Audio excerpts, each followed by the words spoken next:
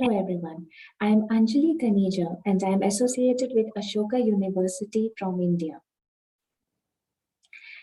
Glad to be a part of UGC's annual gathering this year, and I thank the organizers for giving me this opportunity to connect with the audience virtually. I would be speaking on my topic, which is skills for employability and human capital development in India, connecting the dots. This short video will take you through different facets of India's human capital and skills development journey. It will focus on the various ways and means which I feel are the real connecting dots to realize a favorable demographic dividend in India that leads to growth and development.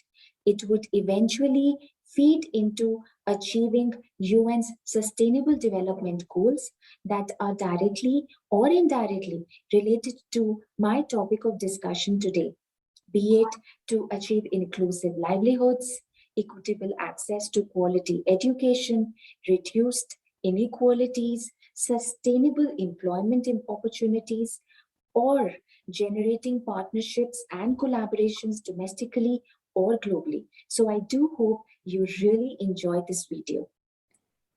So let me first run you through the human capital space of the emerging India.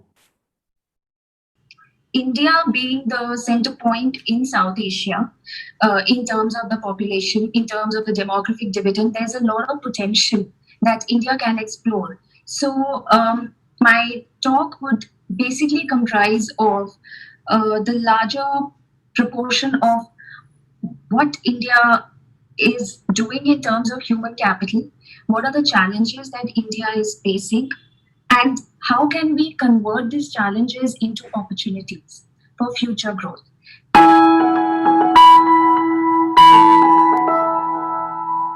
When we talk about human capital, it basically comprises of the youth of the country.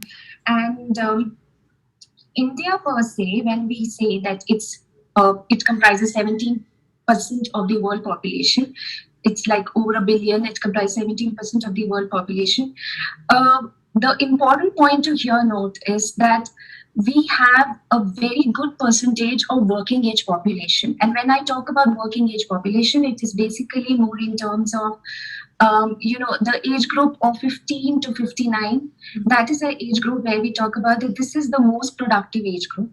And in India, this is thriving at the moment, this age group. So when we talk about a middle class, when we talk about a working age, these are the people who can contribute towards a more productive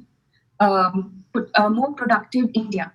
On the brighter side, India is an emerging economy. We in terms of the human development, India is far more far more developed.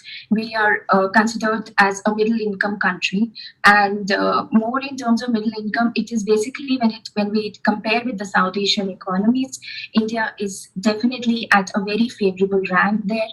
It's actually at the top. When we come to other indicators of human development, say for instance life expectancy, mean years of schooling and expected years of schooling, India has definitely over a period of time from 1990s to 2019 or 20, it has done a lot of improvements. When we talk about India, in the South Asian sphere, of course, India, as per purchasing power parity, it basically comprises of 80% of the regional GDP. But even in Asia, it's the second largest domestic labor market. So which means that the labor force in India comprises of a lot of working age population, and we need to see how we can develop the skills of this labor force so that they are productively employed. So this is basically a background to where India stands today. Now, let's focus on the different challenges in this field, some of which have aggravated during the COVID-19 pandemic. More or less, at the moment, we have low and middle skilled workers. So, which means that a lot of workers due to COVID have been displaced. If we talk about the formal and the informal sector, so informal sector comprises of a major chunk of the total workforce.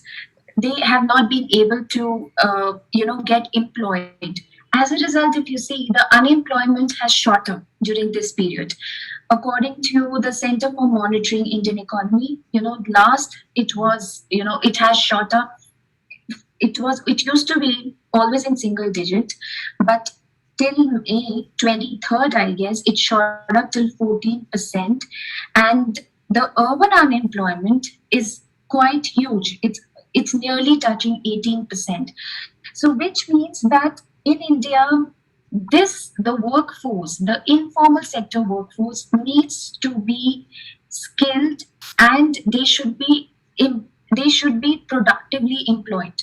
Another point that I need to mention is basically another starking result that has come out from one of the studies which have been done in 2021, which is basically, if you talk about the employable youth, they have fallen. So they are even less than 50% in the Indian economy as of today, which is like from 47% in 2019, they have fallen to 46% 2020, and from 2020 to 2021, they have fallen to almost 45.9%, which is like they are even less than half of the Indian workforce. So which means that the potential, the skilled people in the economy as such are less than half.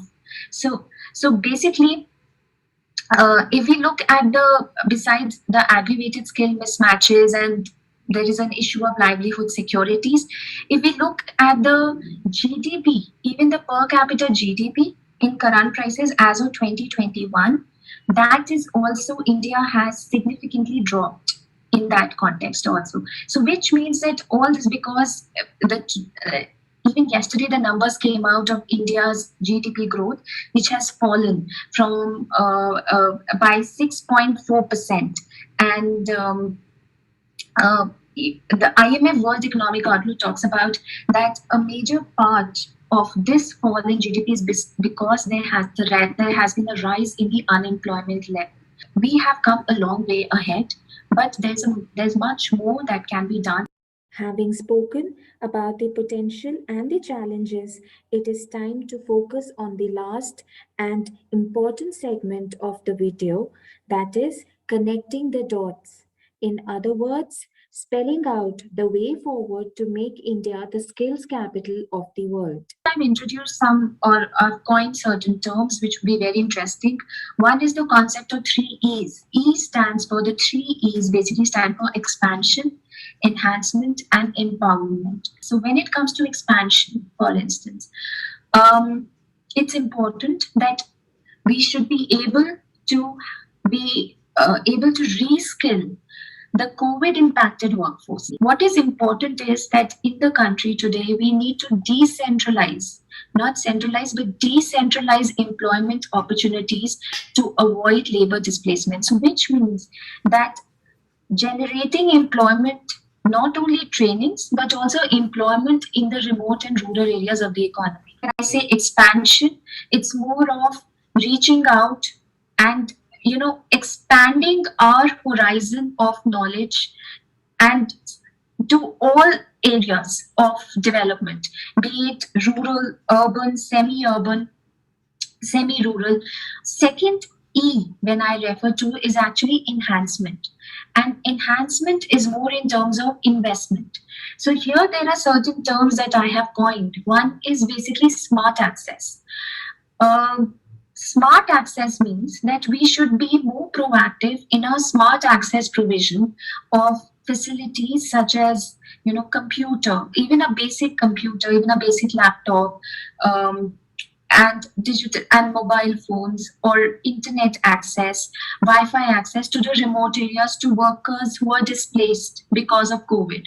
It is investment for subsidized and quality vocational training.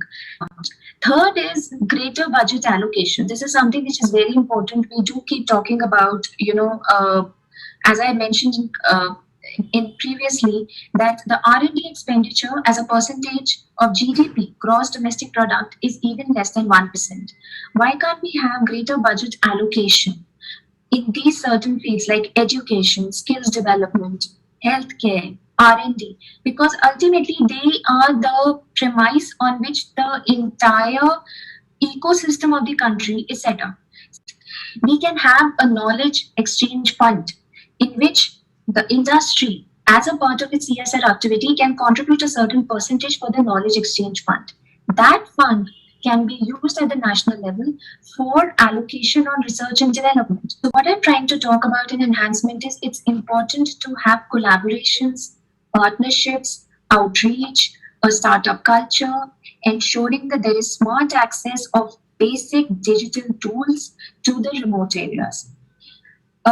Here, I would like to also mention that there is a recent study that was done by World Economic Forum, which said that do enough investments in upskilling, it could actually boost the Indian economy by $570 billion, adding 2.3 million jobs by 2030. So, if we are keeping 2030 as a benchmark, where we say the demographic dividend by the latter half of 2030 is expected to reduce, why not use today as the opportunity to enhance investments till that period so that we have enough backup in store? Finally, the third E that I would like to mention is empowerment.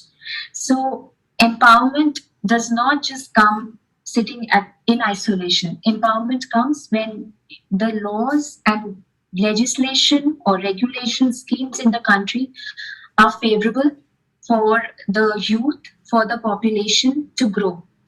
Besides universalization of primary education, why can't we universalize in the country secondary education as well? So we keep on talking about keep on talking about schemes that mention universalization of primary education. Instead, besides primary, we should also say that primary and secondary both are equally relevant, important for the country to develop. With this, we come to an end to the short virtual tour of my topic. I am hopeful that the audience out there could gather some interesting takeaways. Please feel free to reach out to me for any questions, suggestions, or comments. I look forward to your feedback. Do take very good care of yourselves. Thank you.